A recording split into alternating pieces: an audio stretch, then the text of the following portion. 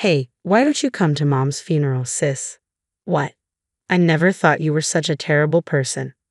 I was caught off guard as my younger brother's words pierced through the phone line. His tearful voice held no hint of deceit. James, Mom passed away 5 years ago, you know. My name is Jessica, I reminded him gently. I'm a 30-year-old office worker dating a man named Robert. We're starting to get serious, and he's eager to meet my parents. But there's a weight of guilt pressing on me. Both my parents have passed away, having divorced years ago amidst irreconcilable differences. I was just 16 then.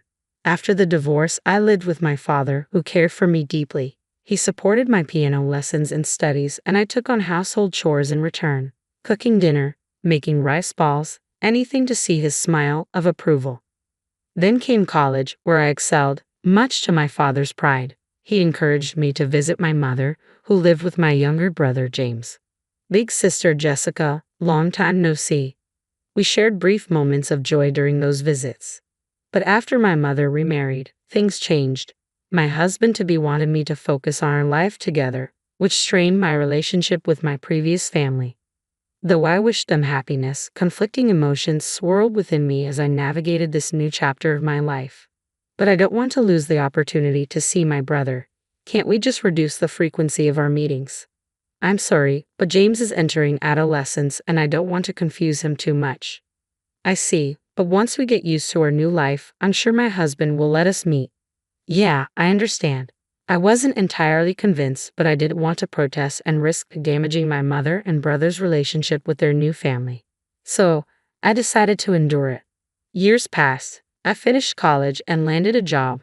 Yet during that time, I couldn't see my brother or mother. 4 years had gone by, and I couldn't help but wonder why they couldn't spare even a moment to meet me. Perhaps they were leading such fulfilling lives that they no longer needed me. My brother, who was just 11 when we last met, was now 15. I wanted to offer him some encouragement as he prepared for private high school entrance exams. With that thought in mind, I mustered the courage to call my mother. To my surprise, an unfamiliar man answered the phone. Hello, who is this? Isn't this my mother's number? Are you Jessica by any chance? Yes, I am. I'm David, the man who remarried your mother. She's busy right now, so I answered the phone. Oh, I see. Well, it's been 4 years since I last saw them, and I was thinking I'd like to see my brother and mother soon. Really? You haven't seen them? No, I haven't seen them at all. I see. Maybe your mother doesn't want to see you. What? Actually, when I mentioned your name just now, my wife didn't react at all. Is James not around? I at least want my brother to respond to my call. I was thinking that, but James is right next to me. He's just playing a game and not reacting at all. It seems like they've both forgotten about you and adapted to their current lives. They're both living happily, so could you please leave them alone? I'm gonna hang up now, David stated before ending the call. I was left so stunned that I couldn't move for a while after the conversation ended. The thought that my brother and mother might have forgotten about me and were living their lives without me was too much to bear. Seeking solace, I turned to my father for advice. That's strange, those two love you, Jessica, he reassured me. He tried to reach out to my mother, but her response was firm. Please don't call again. In the end, we couldn't meet or even speak to my mother and brother. Life carried on, and I became increasingly occupied with work. Still, they lingered in the back of my mind.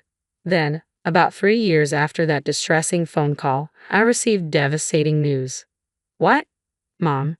It was a notification informing me that my mother had died in a traffic accident. Rushing to the hospital, I was led to the room where her lifeless body lay. Her peaceful expression made it seem as if she were merely sleeping with her eyes closed. I never imagined I'd see her again like this. Sis, a voice broke through my mourning. James. As I grieved my mother's passing, my brother entered the room. It had been 7 long years since I last saw him, and he had grown into a completely different person. Why didn't you come to see us? He questioned, his tone filled with hurt. Did you start hating me and Mom? Wait a minute, I interjected. It was your stepfather, David, who told me not to see you. Dad would never say something like that, James rebutted firmly. Dad's an amazing person, and I look up to him. He wouldn't say something like not meeting with you, sis. What? My brother's trust in our stepfather, David, was evident. They must have developed a strong bond over the past 7 years. Then, a man who seemed to be David arrived. "Hi, it's our first time meeting in person, isn't it?" he greeted. "Hello."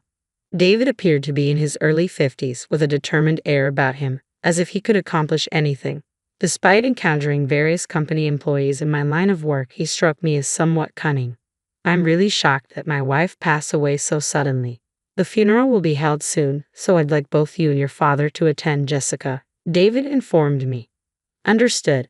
Though my mind was preoccupied, attending my mother's funeral took precedence. My father and I went together to bid her farewell. The funeral proceeded without incident, but a dispute over the inheritance soon arose. "Jessica hasn't seen my wife in 7 years, so could you please give up the inheritance?" David proposed. "What? Wait a minute," I interjected. "Wasn't it David who didn't let me see her?" "Sis, are you still saying that?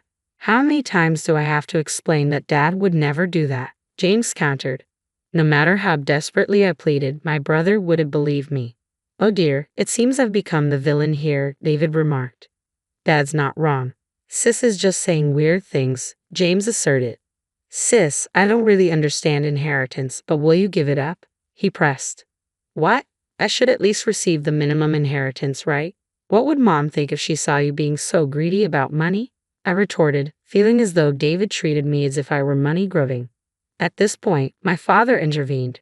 "Wait a minute, my daughter is only claiming her rightful share. Stop making such accusations." Thanks to my father's words, David fell silent. "No matter what you say, I'll make sure my daughter gets at least the minimum inheritance." "What's this? Are you and Sis conspiring to make things difficult for us?" David challenged. "That's not the case. This is just a claim of rights," my father clarified. The discussion grew heated, and in the end, I received only the minimum inheritance, but it created a divide between my brother and me. My antagonistic relationship with David, my brother's trusted stepfather, caused this rupture. Finally reconnecting with my brother after so long, only to be met with his disdain, compounded the sadness of losing my mother. As if that weren't enough, more misfortune followed. My father was diagnosed with cancer, given only 1 more year to live. It felt like an onslaught of crushing blows, leaving me asking, "Why is this happening to me?" I spiraled into negativity. But my father, noticing my change, gently spoke to me. "Jessica, everyone dies someday. It's not something we can control. I've been happy living with you all this time, and I intend to enjoy the time I have left to the fullest." Dad, in the time that remained, we went on trips and did everything he wanted to do. When he passed away, I was left with an unbearable pain from losing both of my beloved parents. Yet my father's last words echoed in my mind: "Look forward and enjoy every moment of life." With his words as my guide, I wiped away my tears and chose to move forward. At my father's funeral, my brother arrived, accompanied by David. This presence fueled my brother's aggression towards me, his focus solely on my father's inheritance. "Sis, you forcibly took part of Mom's inheritance, so I'm definitely taking Dad's inheritance," he asserted. I didn't want to engage in further conflict or hostility, so I quietly agreed. "Yes, of course, I was planning to give it to you anyway," I responded calmly, making arrangements for the inheritance to be transferred to my brother. Since then, I haven't seen or heard from my brother. It felt awkward reaching out to him, and years passed by. Eventually, I met Robert through a friend's introduction. As our relationship progressed towards marriage, I decided to disclose everything to him about the loss of both my parents and the strained relationship with my only sibling, my brother. Despite knowing all this, Robert still wanted to marry me, and I found myself falling in love with him. As our courtship continued smoothly and we received a marriage proposal, I felt like I was on top of the world. But then, in a sudden twist, I received a call from my brother. "Hello, James," I greeted, surprised and elated to hear from him after so long. "What's up?" "Oh, speaking of which, I have something to tell you too." However, before I could say anything, my brother interrupted me with an accusation that left me bewildered. "Sis, why didn't you come to Mom's funeral? I never thought you were such a terrible person," he said, his voice trembling with emotion. "What? I don't think my sister was such a terrible person," I responded, utterly confused by his sudden accusation over the phone. "What's going on? Why are you saying something so nonsensical all of a sudden?" "Nonsensical? Mom's dead, you know," he retorted, his voice filled with anguish. "Wait, James, calm down. I urged, struggling to make sense of the situation. How can I calm down? Was this some kind of cruel joke? He questioned, his voice breaking. No, it was too harsh for that, I realized, feeling the weight of the truth in my brother's sobbing voice. I took a deep breath, steadying myself before addressing my brother James. James, Mom died 5 years ago. I began slowly, expecting him to understand. But his response shocked me to the core. What are you talking about? Mom didn't die back then. What? What are you saying? You saw Mom's body too, didn't you? We even had the funeral, I countered, confusion clouding my thoughts. His insistence only added to my bewilderment. No, Mom was alive. I lived with her for about 3 years after that. What? What do you mean? James's voice trembled with disbelief. So, I was living with Mom, I tried to explain, struggling to grasp the situation myself. It's best to go along with the story at times like this, I reasoned, trying to make sense of the apparent disconnect. Yes, but they said she would die soon without an offering. I gave all the money I earned as an offering, James confessed, his voice heavy with regret. Suddenly, it dawned on me that my brother had been deceived. What? At that moment, I realized that my brother had been deceived, but the offering wasn't enough, and Mom died. James, can you introduce me to the person you've been making offerings to? I asked urgently, wanting to understand the full extent of the deception. Of course, you should be saved too, sis, he responded earnestly, leading me to the person who had supposedly rescued Mom. Later, as we entered the office building where counseling was conducted, I felt a sense of unease. Teacher, my brother called out as we stepped into the private office. And there, to my astonishment, was David. Wait a minute, you're the one who remarried my mother and became James's stepfather, right? Why is James calling you teacher? I demanded, my confusion growing. James and I have a patient-teacher relationship, David explained calmly, though his presence only fueled my suspicion. What? No, you live with James, right? James even called you Dad, I protested, struggling to comprehend the situation. Sis, what are you talking about? David is a counselor. Dad died 3 years ago, remember? James interjected, his voice tinged with concern. Wait, David, are you brainwashing James? I accused, unable to shake off the feeling of dread creeping over me. What are you talking about? I've just been listening to him. Before that, I was counseling his mother, David clarified, though his explanation did little to alleviate my growing unease. What? You deceived my mother too, I accused, feeling a surge of anger and betrayal. Sis, don't say such terrible things like deceived, James pleaded, his expression torn between confusion and distress. Jessica seems quite confused. Well, it's understandable. Losing both parents can often lead to mental illness, David interjected, his tone patronizing. What are you talking about? You've unconsciously put a stopper in your mind to avoid facing reality. You're suppressing the grief of losing your parents, he concluded, his words sending a chill down my spine. I can help you release it. Stop it. I'm already looking forward and living my life. Really? Aren't you just enduring it? I'm not enduring anything. It's better not to force yourself. If you do as I say, your heart will feel much lighter. Really? Really? James became cheerful that way too, so why not entrust yourself to me? Yes, please. Good girl. Now, sit here and think about your mom and dad. When I place my hands on your head, the sad feelings will magically disappear. How about it? Do you feel lighter? No, I don't feel any lighter. I see. Maybe it's because the offering is 0, so there is not enough power. What? If you really want to get better, you have to make a lot of offerings. Is that so? Yeah, so let's start with an offering of $1,000. $1,000? That's still not enough to be completely healed. You need to make more and more offerings. Is that so? James made offerings too, right? Yes, he's been making offerings ever since he graduated from high school and started working. That's how he was able to find his mother and regain happy days. But the offerings stopped at one point, and his mother really died this time. So, he's reflecting on that and increasing his offerings to be saved. I see. I called out towards the entrance. That's how it is, Robert. As I said that, the door to the room opened, and my fiancé, Robert, walked in. Who exactly are you? David asked, with a suspicious look at Robert, who then handed David his business card. I'm a lawyer. I've been listening to your conversation, and it seems you've been brainwashing James and swindling a large sum of money from him. A lawyer? He's also my fiancé, and we're going to sue you and recover the money. As I said that, David momentarily looked flustered, but then snorted and retorted, I thought you'd say something like that. James was saved by me. There's no fact that I deceived him. I was just providing legitimate counseling, right, James? David asked my brother with a triumphant look on his face.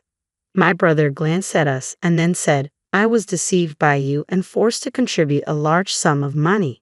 You, James. David's eyes widened at my brother's statement. It seems your brother intends to sue you. Wait, this must be some mistake, right, James? I saved you. Are you going to betray me like this? Teacher, I do think that thanks to you, both my mother and I felt relieved many times. But it's also true that you were gradually brainwashing us, right? In fact, I became unable to make sound judgments because of you. You brought a woman who looked like my mother and made me believe that she was actually alive. And then, you instilled fear that she would die if I didn't make offerings. Moreover, you disposed of all the photos of my mother and me without my noticing and replaced them with composite photos of a fake mother. The pictures were so sophisticated and natural that I naturally believed the fake mother was my real mother. And before I knew it, almost all of my salary from the years since I graduated from high school and started working was taken by you. When I met my sister and saw the real photos of my mother, the brainwashing suddenly broke. That's when I decided to sue you, capturing evidence if you actually demanding an exorbitant amount of money. You betrayed me. David exclaimed, stunned by my brother's revelation. Don't mess with me. You're the one who kept swindling money from me and my mother. You brainwashed us, telling us not to meet my sister and even made us lie that you were our stepfather. My mother died without seeing my sister for years. I'll not only get back the money you took from me but also the money you took from my mother. You've sucked money from us and enjoyed yourself. Now suffer misfortune. My brother angrily confronted David with such intensity that David stumbled back in surprise.